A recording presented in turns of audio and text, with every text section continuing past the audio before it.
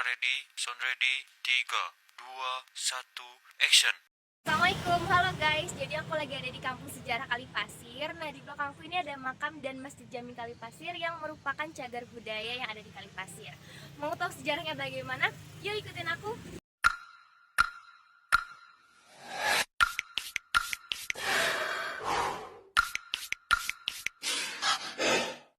Kalipasir adalah salah satu kawasan bersejarah di kota Tangerang yang terletak di tepi Sungai Cisadane. Di kawasan ini berdiri Masjid Jami Kalipasir yang memiliki sejarah panjang sebagai tempat syiar Islam dan mencerminkan toleransi antar etnis karena berdampingan dengan pemukiman warga Tionghoa. Untuk lebih jelasnya mengenai sejarah Masjid Jami Kalipasir, simak penjelasan berikut.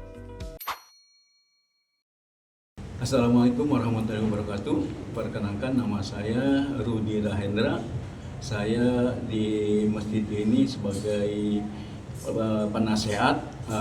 Berhubung kemarin saya udah ada penggantian pengurus baru. Jadi saya di pengurus baru ini sebagai penasehat. Kalau di lingkungan sebagai ketua RT. Terima kasih. Selamat datang di Kampung Sejarah Kalipasir. Kita berada di Masjid Jami Kalipasir, masjid tertua di kota Tangerang atau Tangerang Raya. Asal-usul Masjid Jami Kalipasir dan Kampung Kalipasir berawal dari seorang alim ulama dari Persia yang bernama Syekh Abdul Jalil. Beliau itu menyebarkan agama Islam dari sana sampai ke Nusa Jawa ya. Kemudian sampailah di sini di perkampungan. Beliau itu menemukan petilasan, waktu itu petilasan Kitenggerjati yang pada waktu 1416 sudah ada 4 tiang dari batang kelapa, itu atapnya pun dari daun kelapa. Itu mungkin Kitenggerjati membuat itu hanya sebagai istirahat tempat istirahat dan untuk ibadah sholat. Kemudian Syekh Abdul Jalil itu menyempurnakan petilasan Kitenggerjati. Mulai dari sekian tempat itu diperbesar gitu. Nah kemudian Syekh Abdul Jalil itu diperintahkan atau diamanatkan oleh gurunya ketika beliau itu berada di tempat untuk menyebarkan Islam atau memandu Islam itu beliau dibekali oleh gurunya itu sebuah pasir Karbala, pasir hitam dari Karbala, dari Irak, itu harus disebarkan. Kemudian pasir itu disebarkan, kalau menurut kalau logika mungkin kayak inilah. Nah itu mah dari keilmuannya, dari keberkahan itu pasir itu disebarkan.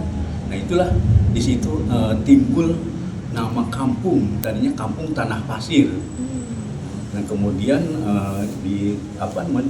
mungkin dirubah bagaimana di sini kan ada Kalipasir juga di Sungai Cisadane pun itu dulu bukannya lumpur tapi pasir di situ. Itulah kemudian setelah tanah pasir jadi Kalipasir. Nah sekaligus pada tahun itu Syekh Abdul Jalil itu menamakan masjid yang ada di situ yang beliau bentuk itu dan Masjid Jami Kalipasir karena berada di Kampung Kalipasir seperti itu. Peristiwa sejarah mungkin mulai dari memang kami kami itu di sini cerita sejarah lisan. Kita punya sejarah lisan dari orang tua yang turun temurun.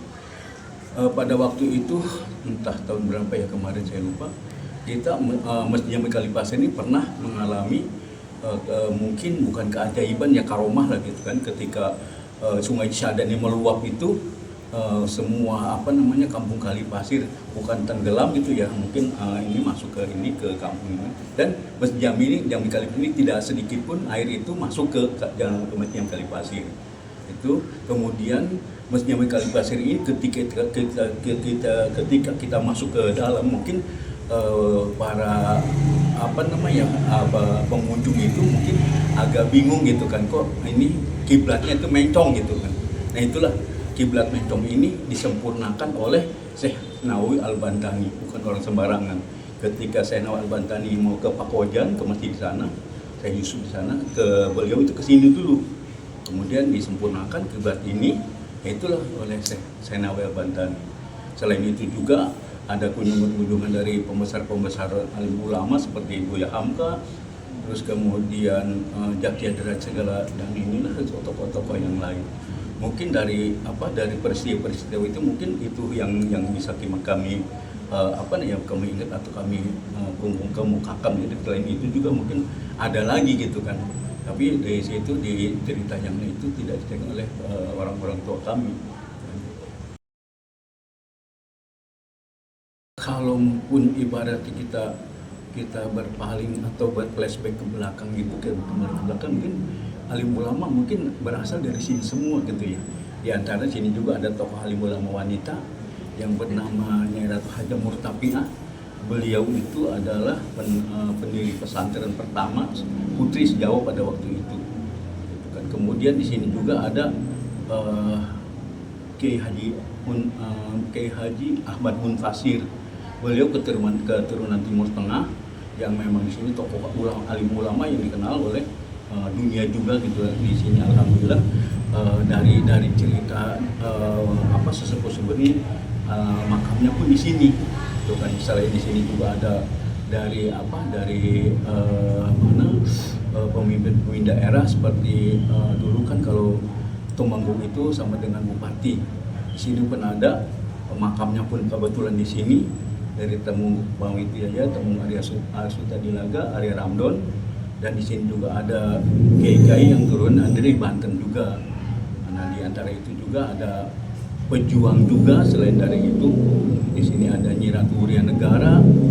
Beliau adalah selain dari pejuang wanita, dia adalah salah satu istri dari Sultan Ageng Tirtayasa, keturunan di sana. Nah, di sini juga kemudian para raden yang memang dulunya ibaratnya masih kerabatnya dari Temenggung Pamitiaya itu kebetulan itu memang adanya di sini.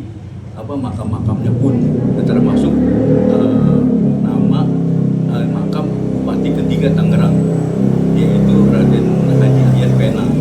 Mungkin itu yang ada di sini.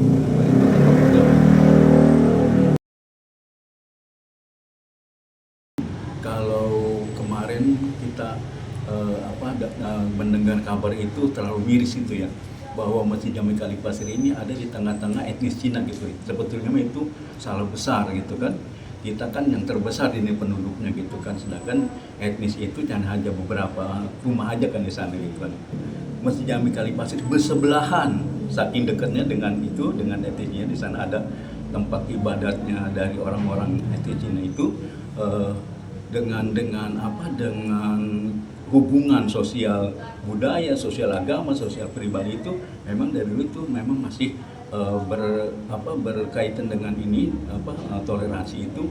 Kita memang selalu damai-damai aja, tidak ada peperangan yang besar atau konflik bagaimanapun. Sampai sekarang itu masih ada hubungan baik dengan mereka. Kita saling menjaga dari mulai misalkan dari kebudayaan mereka, kebudayaan kita juga sama gitu kan, saling menghormati, sehingga ada kata-kata yang paling kita mungkin pilar itu, yaitu pusat toleransi agama dan budaya ada di Kalipasir ini. Saking kita mungkin kedekatan kita dengan di Cina masih damai-damai aja, tidak ada gesekan seperti itu. Yang itu ya yang namanya kemarin itu yang tadi itu, tapi mungkin ada lagi dari sisi para sunan gitu ya. Mungkin legendanya ketika masjid ini dibangun oleh salah satu guru daripada sunan, yaitu dari para sunan, yaitu Syekh Abdul Jalil. Nah, dari kunjungan dari mulai Sunan Kalijaga, Sunan Gunung Jati, Sunan Derajat, dan Fathahillah itu menggunakan alat-alat dari ini perahu atau rakit dari sana sampai di sini itu kan. Dan di sini pun beliau mengganti tiang yang 4 itu. Memang yang pilar mah cuman hadiah dari Sunan Kalijaga, sebetulnya mah 4 tiang ini dari Sunan Gunung Jati, Sunan Kalijaga, Sunan Derajat, dan Fathahillah.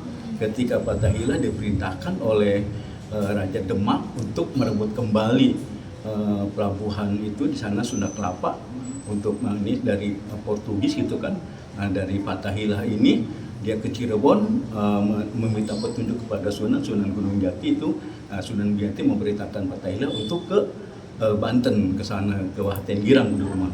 Nah di sana disuruh bertemu dengan kalau dulu namanya Pangeran Sabah Kingking, kalau sekarang Sultan Hasanuddin Banten gitu. Nah itulah bertemu di sini. Itulah strategi perang dan untuk merebut itu yang bisa itu ya itulah Pangeran Sabah Kingking itu Sultan Maulana Hasanuddin itu mau di sini ini mau Jakarta segala. Nah itulah dibantu dengan para yang warga di sini juga untuk itu. Mungkin legenda itu sampai sekarang memang kurang dipiralkan gitu. Saya pun tidak semua saya ceritakan, hanya ini ya penelitian dapat saya ceritakan seperti itu. Jadi 4 yang ini pun itulah mungkin dari cerita legenda itu ini hadiah dari para Sunan Gunjat, Sunan Kalijaga, Sunan Derajat dan Fathahila. Jadi itu yang ini. Kalau untuk pelestarian mungkin selain kita dari fisiknya ini fisik masjid, ya memang kita hanya bisa mengganti-ganti bagian-bagian yang kecil gitu kan. Ini kan harus ada izin dari kantor terkait, dinas terkait ya. Kalau ibarat kita merubah itu kan tidak bisa. Cuman bagian-bagian yang masih utuh yang dari awal seperti 4 yang ini, mihrab dan mimbar, dan satu lagi kita tidak pakai kubah, kita pakai cukup atau momolo di atas, atau lebih kenal lagi di sana mah jadi balu arti gitu kan ya, hadiah langsung dari Kesultanan Banten gitu kan. Nah mungkin kita itulah dari kayu ini kita kita rawat dengan cairan anti rayap, kemudian yang di sana di mimbar itu kita percantik dengan keramik gitu kan. Nah di atas itu paling juga kita dipercantik dengan mengganti dengan cat itu masih itu seperti itu.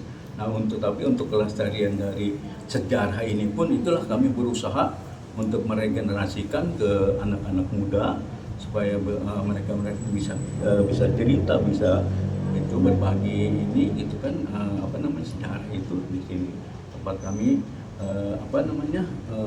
berkolaborasi atau kerjasama dengan Universitas Trisakti. Itulah untuk kita membuat kegiatan yaitu pelatihan dari untuk pemandu cagar wisata. Mungkin baru sebatas itu aja. Memang tantangan memang selalu ada gitu ya. Mulai dari kita membangun mindsetnya dari warga di sini untuk ikut serta untuk ini saya belongingnya gitu ya, rasa memilikinya itulah yang memang tantangan itu mindset yang kita ini. Tapi kita masih berusaha sedikit demi sedikit dari generasi muda semua itu kami sampai sekarang pun kami berusaha untuk melestarikan ini dengan adanya mereka itu mungkin ibaratnya masing-masing ininya gitu kan dari ilmunya, jadi mungkin insya Allah selesai.